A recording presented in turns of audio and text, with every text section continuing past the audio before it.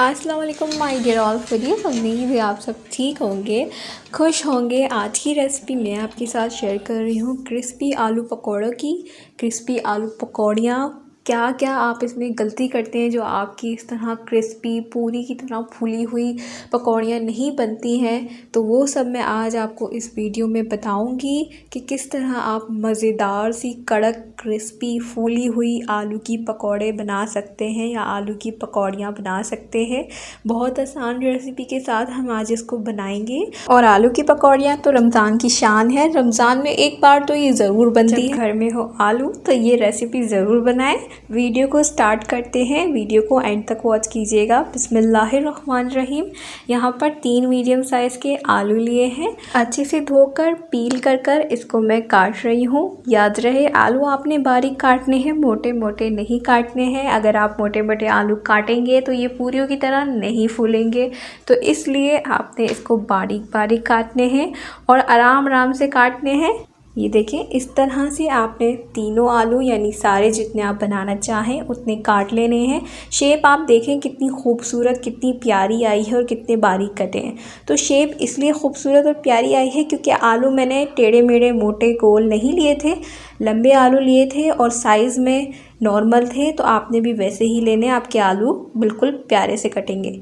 यहाँ पर बेसन मैंने लिया है 250 ग्राम, नमक हस्बे ज़रूरत, लाल मिर्चों का powder ½ tablespoon, baking soda ½ tablespoon, ज़ीरा पाउडर 1 टेबल स्पून और chilli powder ½ tablespoon. Last में हम इसमें हम धनिए के पत्ते ऐड करेंगे। धनिए के पत्ते ऑप्शनल है, घर में हो अवेलेबल तो डाल दें। इससे पकौड़ियों की या पकौड़ों की जो लुक होती है वो बड़ी प्यारी सी खूबसूरत सी आ जाती है।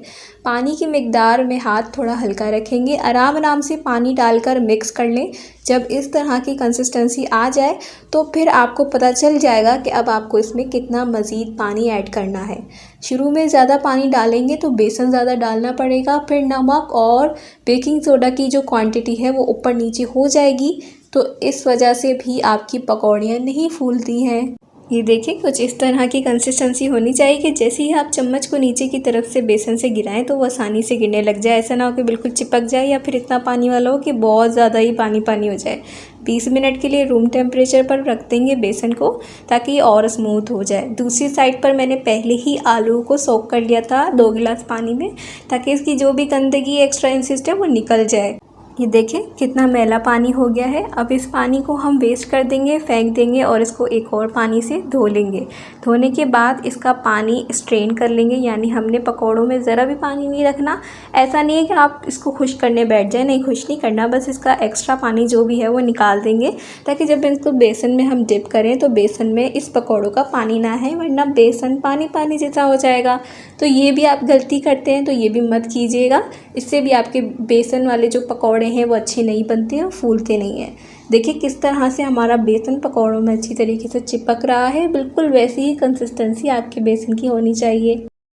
अब आता है इसका लास्ट और सबसे मेन पॉइंट, यानी फ्राई पार्ट। अब आपको इसको फ्राई कैसे करना है कि एक छोटी सी नुक्ती डाल लें बेसन की और चेक कर लें, जैसे ही वो ऊपर आ जाए और बिल्कुल फूल के अपना साइज़ इंक्रीज़ कर दे तो वैसे ही आपने पकौड़े डालना शुरू कर देने हैं। याद रहे फ्लेम आपने लो टू मीडियम रखनी है, लो से थोड़ा ज़्यादा, मीडियम से थोड़ा कम, इसे कहते हैं लो टू मीडियम।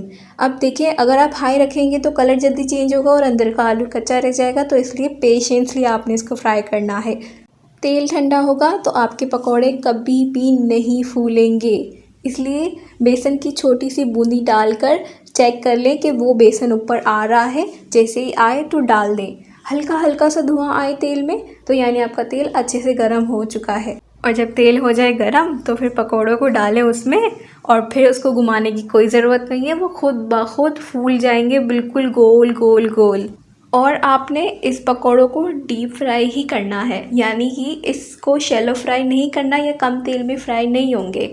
अगर आप इसको फ्राई पैन में भी फ्राई करते हैं तो फ्राई पैन में भी आपका तेल ज़्यादा होना चाहिए, तभी ये पकौड़े अच्छे से फूलेंगे और अच्छे से फ्राई होंगे।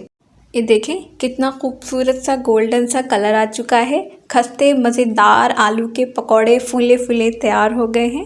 इसी तरीके से आपने सारे पकौड़ों को फ्राई कर लेना है, बिल्कुल इसी तरीके से। उम्मीद है आज मैंने आपके साथ जो जो टिप्स शेयर की हैं वो आपको पसंद आई होगी और आपको एहसास हुआ होगा कि इनमें से आप क्या क्या गलती करते थे और अब नहीं करेंगे। रमज़ान की ये बहुत ही टेस्टी और अच्छी रेसिपी मैंने आपके साथ शेयर की है। अगर रेसिपी आई हो पसंद तो चैनल को सब्सक्राइब ज़रूर कर देना। अब लास्ट में जाना नहीं है, पहले अब मैं आपको इसकी आवाज़ तो सुना दूँ कि कितने क्रिस्पी बने थे।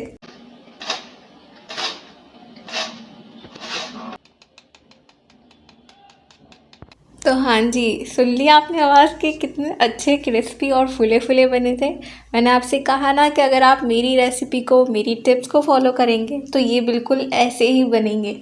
और इफ्तारी में इससे आसान रेसिपी तो मुझे नहीं लगता कि होगी। सिंपल लो कॉस्ट रेसिपी मैंने आपके साथ शेयर की है। मेरी रेसिपी को फॉलो करें और चैनल को सब्सक्राइब करें। मिलते हैं नेक्स्ट वीडियो में। अपना बहुत सारा ख्याल रखें और एडवांस में रमज़ान मुबारक। अल्लाह हाफ़िज़।